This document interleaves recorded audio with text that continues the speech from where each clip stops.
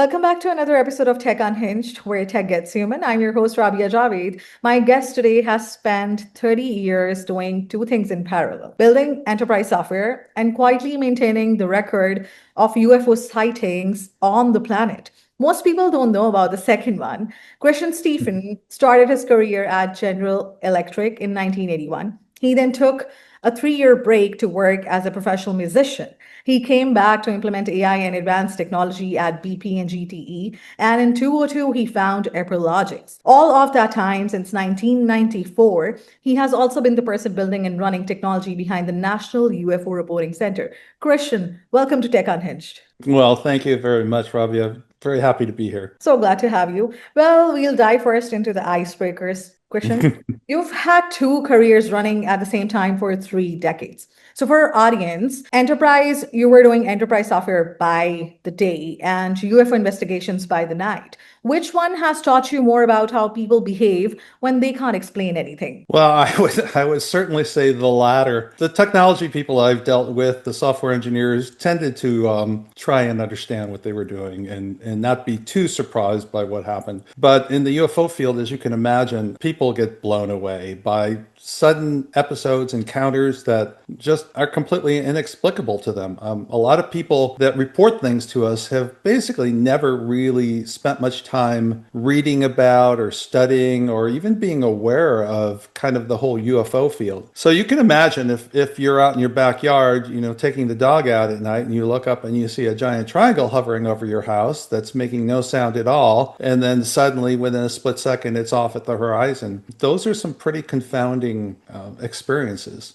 And what we find is people really are just simply genuinely amazed by what they're seeing. They want to reach out. They want to speak to somebody about it. One of the things that we do is actually run a hotline, so you can call in and talk to people, and especially Peter Davenport, who's really been immersed in the UFO field for his entire career. And they are certainly surprised by what they saw. It changes their entire worldview, their entire paradigm of what's possible and what's real. So it's pretty existential experiences for some people. No, I can imagine, seeing something that you have no pre-context for and then Hmm. going into it and then having someone believe into what you saw because you've got no proof for that or Yeah. probably no time to capture it on the camera. Well, that could be really fascinating. Or Yeah, and you also run into the problem that, you tell your friends and family, and sometimes they just think you're crazy. They don't believe you.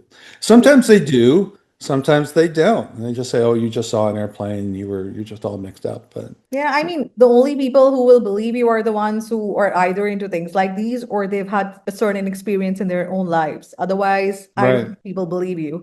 They just think that you're a bit crazy in the head, or Hmm. you probably didn't sleep your whole life. Well, a bit of a detour into your career and your professional detours that you did. You Sure. also took off 3 years off in the middle of your corporate career to be a professional musician. What did you Hmm. play? And do you think that chapter influenced who you are today? Yeah, I played the saxophone. That was my primary instrument, and this was in my 20s, so many many years ago. Primarily back in the 80s, kind of dates me for how old I am. But I played in a jazz fusion band. We wrote our own music. We played in clubs. We did opening acts. It was a lot of fun, and I was able to collaborate with some of the top musicians. And we were in Cleveland, Ohio at the time, and we made quite a name for ourselves. And it was just a lot of fun. In the end, what it made me realize is it's tough to make it in life as a working musician. So I did have a master's degree in software engineering and computers and experience from General Electric, and so I went back into the software field and got involved with basically a small company in Washington that was developing product configurator software, and then eventually kind of took that on and started my own company, and that was the rest of my career. And did you ever had a report which said that there was a certain kind of music that they were playing and something started happening in the sky up there? I don't think I've heard that. I have heard something going on right now called the UFO dog whistle, where somebody seems to have invented something that will emit certain frequencies that are sort of basically thinking that this attracts UFOs. And I've actually had a couple of reports where people built one of these things. You can get the specs online for it, and you can actually play these sounds on your phone, and they say that they've seen something show up. But I think the jury is kind of still out on that one. Yeah, absolutely. I think it's just super fascinating that how at certain points in your life you're able to connect everything, and then it's a full circle, something that you studied or did as a profession, and then there comes a point where things start making sense for Mhm. you. That probably that was a part of my life for a certain reason, so that I could make sense of where I am today, or Yeah. probably this particular report that I have in front of me. But no, that's great to have a software engineer and a UFO guy who was a musician as well. So, Yeah, it's probably a pretty rare combination out there, although there's absolutely. probably a few more of us, I bet. Question, after 30 years of doing this, if every sighting that you had reported turned out to be a boring explanation, would that be a relief for you, or would you be a bit disappointed? I think it would probably be a little bit of both, but probably more on the disappointment side, honestly. And I'll tell you, I just don't think that's going to happen. There's just so much evidence, so many eyewitness reports out there. Sensor technology is evolving, and we'll talk about that later about what people are starting to actually collect is more what you would call hard scientific proof. I think it would be a little disappointing to find out that, we are alone here and nobody's around but us. But at the same time, the whole UFO phenomenon, if you really get into it, you start to realize that whatever these non-human intelligence are that have these technologies and craft, they can run circles around us. We really have no power whatsoever against them if they were to turn, hostile towards us or try to do something to the planet. Luckily, they haven't done that so far. They're kind of keeping their distance. They're certainly not trying to completely hide from us because we see them all the time. But they're not, landing on the White House lawn like you've heard and trying to interfere with our Yeah. normal crazy political processes that we seem to be so well in control of ourselves. So. No, I hear you. I've watched a bunch of stuff around this, and as real as it looks, it's insane if someday one of these things is gonna happen for real. And Yeah. I don't think that we are prepared for that. Yeah. So, Christian, we're gonna talk a bit about why this particular field of UFO has been, stuck. So, UFO reports have been treated as anecdotes, not data, and it's been done for decades now. What has actually kept this from becoming a serious scientific inquiry? Is it still the stigma, the technology, or something else? Well, I think the number one reason is certainly the stigma. The U.S. government for 70 years has done its best to kind of poo-poo the whole situation, try and explain away every sighting that they possibly can. Project Blue Book was basically a debunking exercise where every sighting that was reported, they tried to come up with some plausible explanation. And certainly, I would say the vast majority of UFO sightings probably do have plausible explanations, but it's that 10% or 5 to 10% that are extremely anomalous that can't possibly be explained by any natural phenomenon or any human technology that really make the case for some kind of a non-human intelligence. People's careers were at risk for many, many years if they were to delve into this.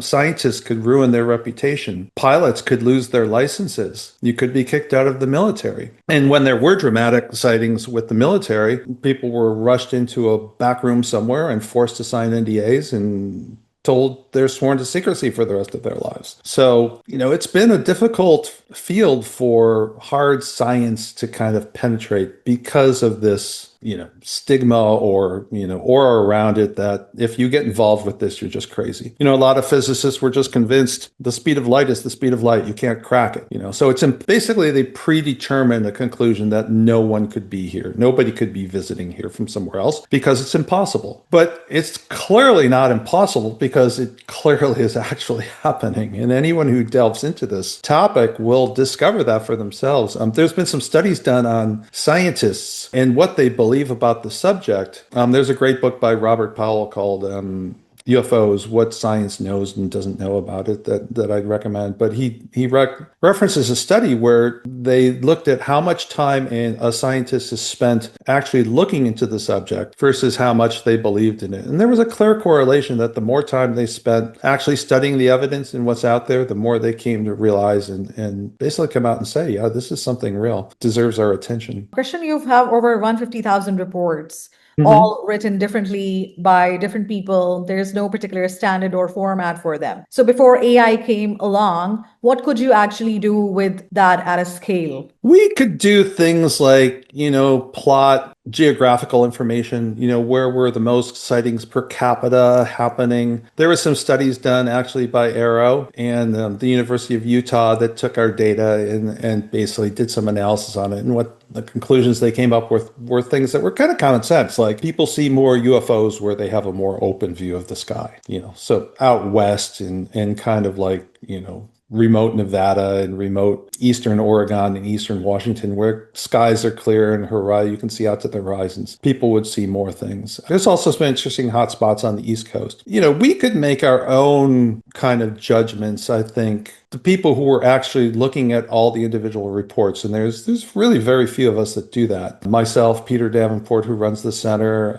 some of the people at MUFON who've really, actually read and talked to witnesses and gone through thousands and thousands of reports themselves, you come to a conclusion that there's really something here. You can't just throw it away. People like to discount anecdotal testimony, but at the same time, you can convict somebody of murder based on an eyewitness account. But if they see a UFO, no, we can't believe that. That's just ridiculous, right? So Yeah, pretty much. But that was a very important point that you made, and we will yeah. explore more of it, in the next questions that we have, because now we're going to delve into, given the AI's boom, hmm we would want to understand a bit from you that how it has changed things in this space. One of your partners recently ran an AI analysis across hmm 150,000 reports, tagging everyone across 35 dimensions. Some of what came back was striking, like how triangles are reported at night 7 times more often during the day, and the disc-shaped objects are 5 times more likely to involve reports of being beings than squares. So when you saw the results like that, was any of it genuinely new to you, or did it confirm things you'd suspected for years? I think some of the trends and the correlations he found out were interesting and somewhat new to us. Certainly, the flying saucer entity connection, that's been well known for a long time. People who see flying saucers at close range often have on-ship experiences or see beings, in their bedrooms, things like that. I think what Brian did, which, by the way, I just want to make a shout out to Brian Decker, who did that work in his website, Enigmatic Ideas, which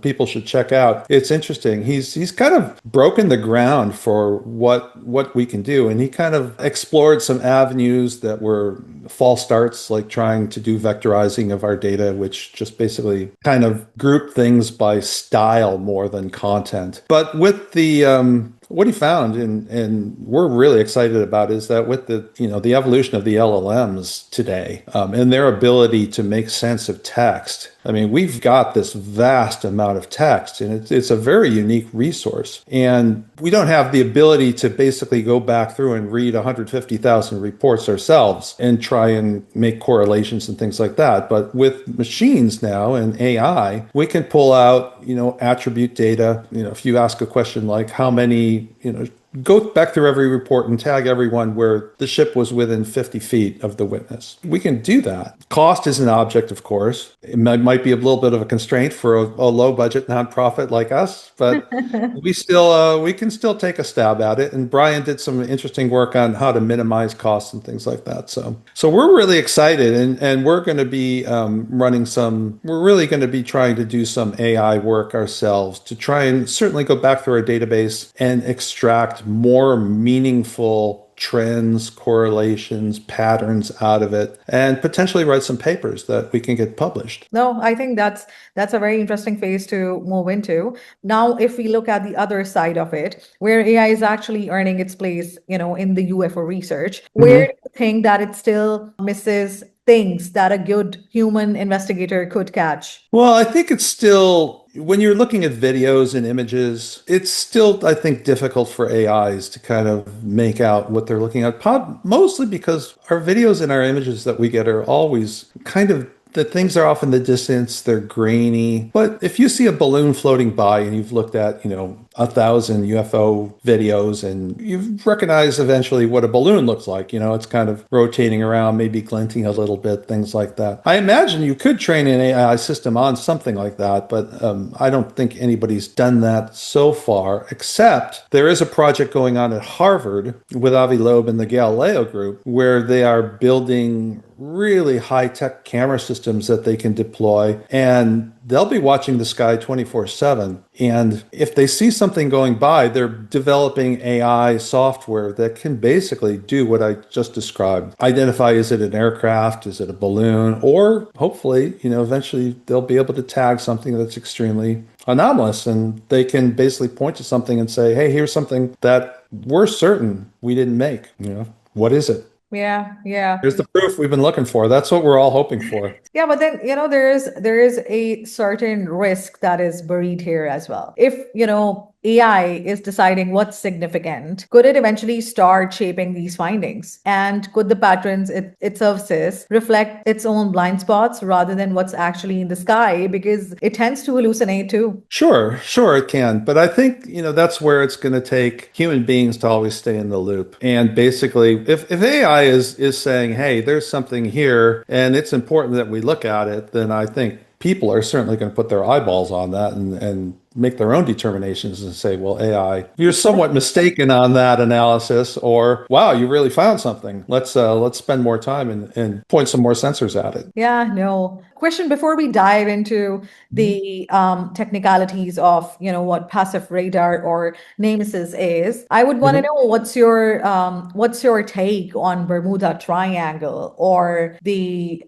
disappearing planes? Do you guys often get to hear things about those? No, we don't. We don't. I mean, the Bermuda Triangle, that was a famous story, 20, 30 years ago. We really don't hear about it much anymore. I don't personally put a lot of credibility in that kind of a thing. What we see is UFOs everywhere. I mean, literally everywhere. Anybody, and we encourage people, spend more time outside. Go out in your backyard and look up, because you might be the lucky one, or if you consider yourself maybe the unlucky one, who happens to see something. And Yeah. depending on how close it gets. So, the Bermuda Triangle stories, some of the legends, the ancient astronauts, things, we don't put a lot of credence in that. We really are trying to kind of really look at reality and what's really out there and what people see today. And Absolutely. they're very interested in our nuclear capabilities. There's no question about that. Back in the 60s, in the late 60s, there were dramatic incidents over some of our nuclear missile sites in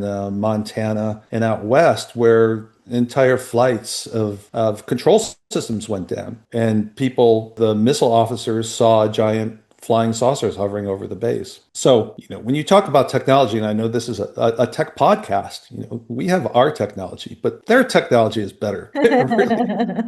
I mean, and their technology has done things that we just can't even begin to imagine how it's done. How can something hovering over a nuclear in the 60s, right? These are, it's still sophisticated circuitry, but it's primarily analog circuitry and things like that. But they're able to go in and actually interfere with that remotely somehow from a craft that's hovering, a few hundred feet over the base. How is that possible? And teams of the top Boeing engineers came out after that and analyzed it every which way they possibly could to try and figure out what happened, and just basically came up with a blank and said it's impossible. These were some of the most redundant systems ever designed in our history, because they were so important.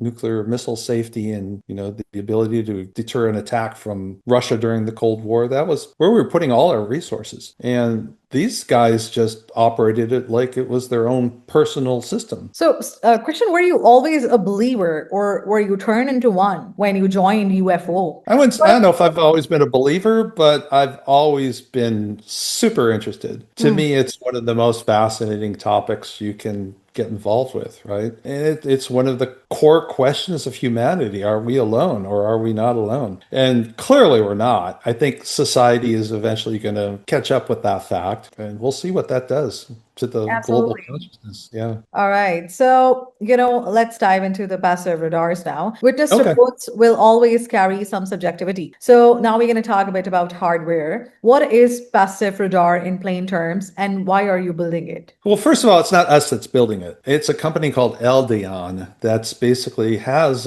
units for sale for $500 that you can buy. And there's always been an interest in the UFO community to get some kind of actual detectors that can detect things. There was a project called the Madar Project that's been out there for probably at least 10 years where they built sensors that you could put in your house that detected changes in, say, background radiation, compass variations, magnetic field variations, and basically could send out an alert if something kind of went off norm. And then you could correlate that with witness sightings. And that was a project that's still going on to this day. So passive radar is different than normal radar in this way. A normal radar system, the kind you see, on our battleships and airports and things like that, has a transmitter and it sends out a signal that bounces off an aircraft or whatever it is, normally airplanes or aircraft, or if you're at sea, perhaps ships. And based on the return signal from that, you can determine how far away that thing is and what direction it is and that kind of thing. Passive radar is different in that there's no transmitter. You're basically kind of piggybacking off the transmitters that are already out there in your vicinity, which are generally FM radio stations and TV stations. So they also broadcast signals that also bounce off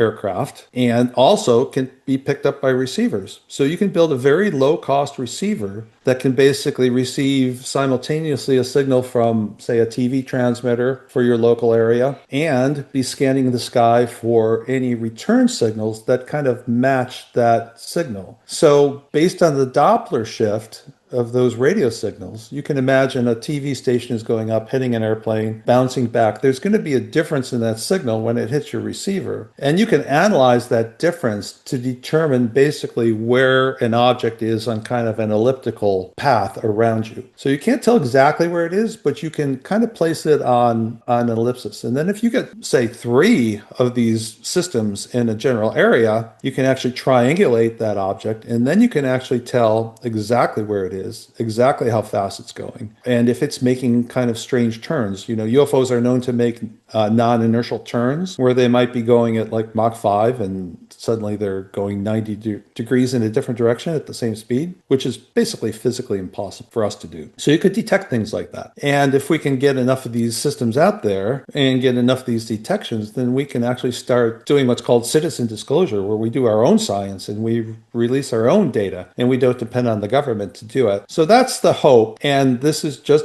these units are just coming out. You can go look up Nemesis Passive Radar or go to ldion.com and you can take a look at them. And it's an exciting technology. Yeah, and why does this need to live in people's backyards rather than in government facilities? Well, first of all, we want this in our own hands. We don't want this in the government's hands, right? We don't necessarily trust the government on this subject.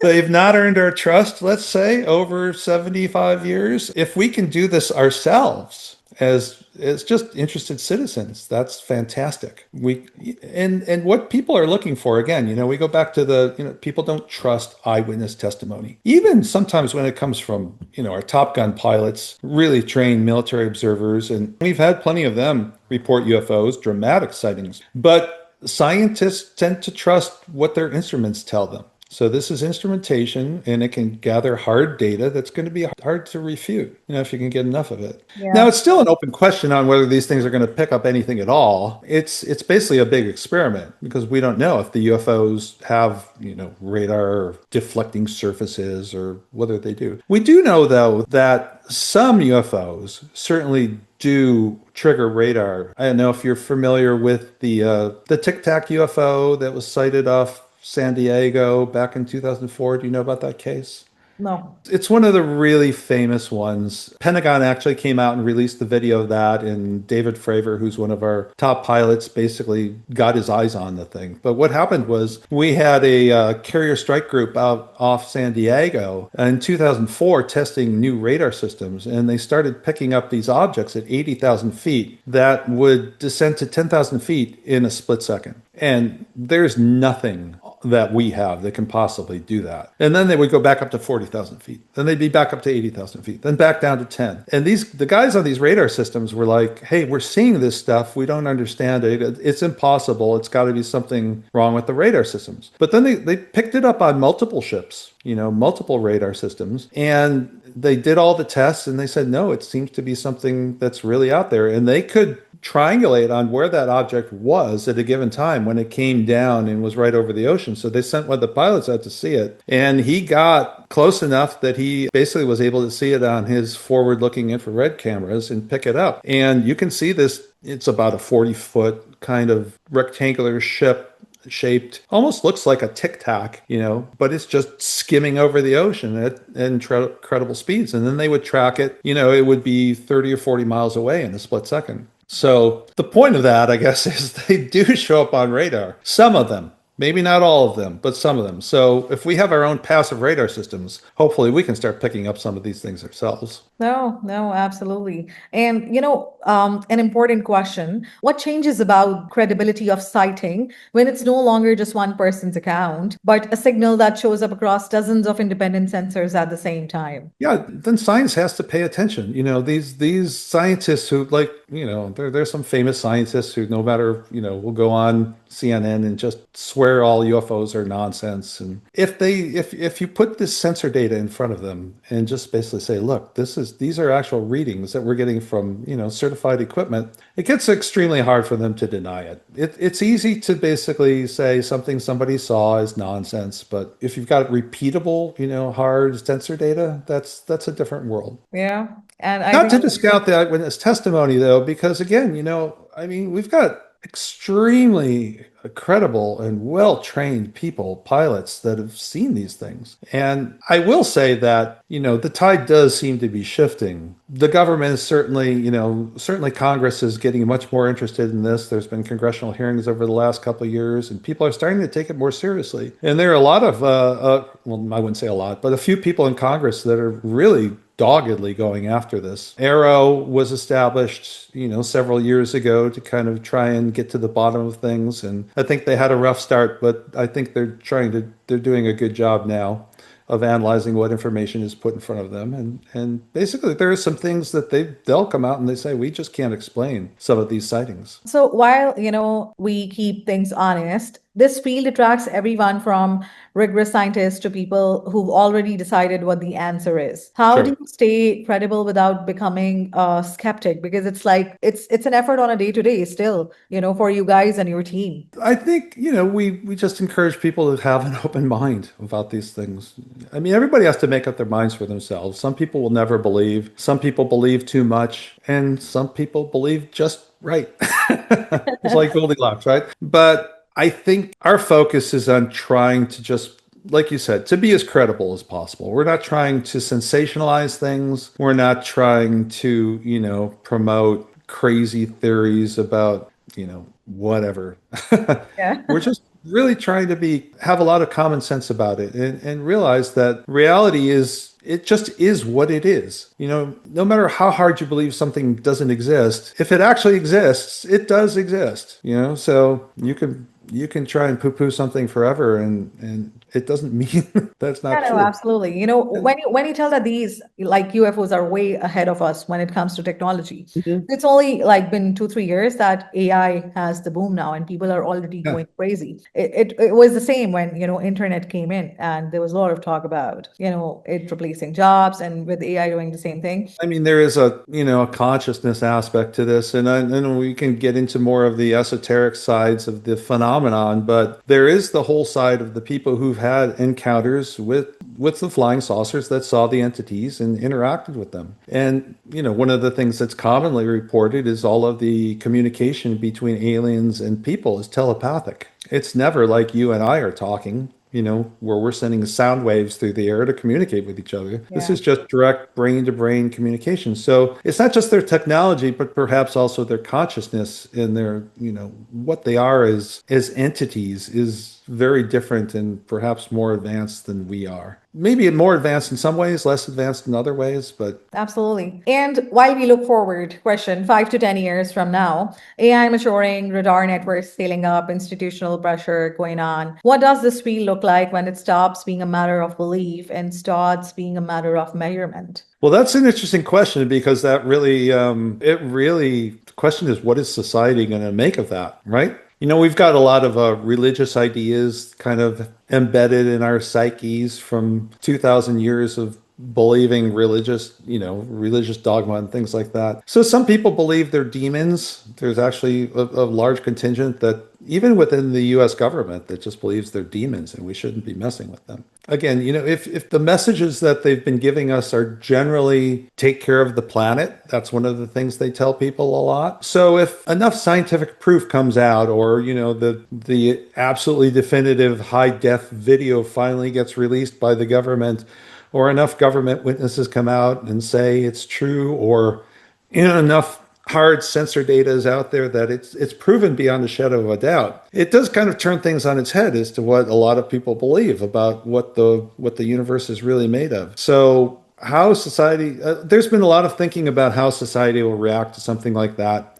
Some people believe it'll be devastating. Some people believe we'll just be just fine with it, and everywhere in between. But we won't really know until it actually happens. Yeah. But though the way things are going, it's heading in that direction where there's going to be plenty of evidence that, I mean, there already is, but there'll be more and more evidence that this is a real thing and Yeah. that they're really out there and they're really here and they're really interacting with us. No, that makes a lot of sense. And also, before I ask you my next question, you seem to be a believer and you had a lot of interest, in the UFOs, but you must have people in your team who were not very much interested into this from the beginning, right? Was there any moments for them that turned them into loving, what their job is about?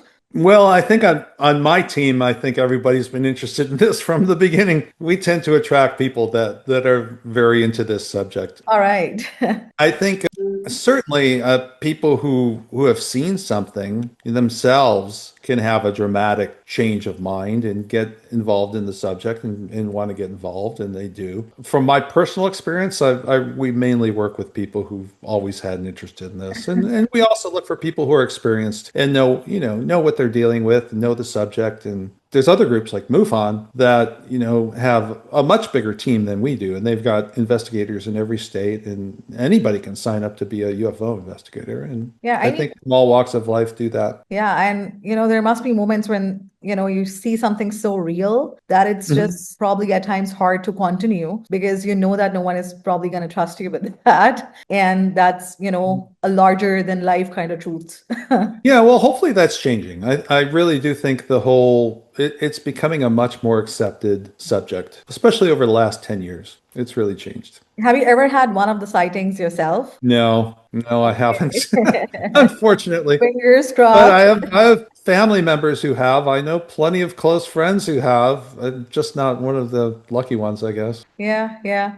So, question for a young engineer or a data scientist, who's particularly drawn towards this field and wants to start off, but they're worried about the stigma that is still around it. What would you tell them? I would say don't be afraid. If you're drawn to this field, follow your heart. Go where your interests take you. You'll have a much more joyful, enjoyable life if you're doing what you love than staying away from it because you're afraid somebody's gonna come down on you. And I do think it's changing. It's becoming much more of an accepted field to get involved with. Like I said, there's programs at Harvard. There's U.S. government programs that are actually, hardcore looking into UFOs now. It's just go for it. You could really, you could make a big contribution to our understanding of the universe if you can crack some of these secrets open. Absolutely. I hope all of those young lads and even the older ones are listening to you. Yeah. This is, good motivation enough for them.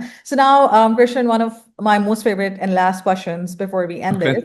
What's the hardest lessons this work has taught you about the research or just about life in general? Oh, you're throwing a good one at me at the end. The hardest lesson it's taught me about this research, I think it's still, I still personally get, sideways looks from people quite a bit when I tell them what I do. It's a little disappointing to know that some people's minds are so closed that they can't accept these ideas that maybe are so foreign to them. And that on their side, they've been told this for like their entire lives that this is nonsense and crazy. But, it would be nice if people had more open minds about reality and what the real possibilities of what's really out there is. No, absolutely. You're right.